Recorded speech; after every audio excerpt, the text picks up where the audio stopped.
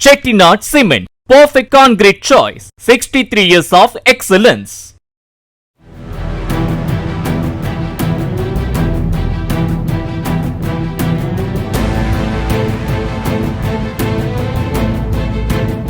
கொடைக்கானலில் சிசிடிவி கேமராவில் முகம் பதிவாகிவிடக்கூடாது என்பதற்காக கேமரா மீது பைக்கின் LED ஹெட்லைட்டை அடித்துவிட்டு பொலீரோ சரக்கு வாகனத்தை 2 இளைஞர்கள் திருடிச் சென்றனர்.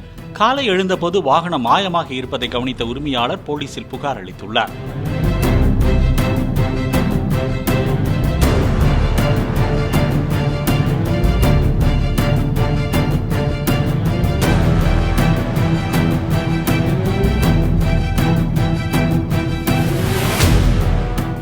Chettinad Cement, perfect concrete choice. 63 years of excellence.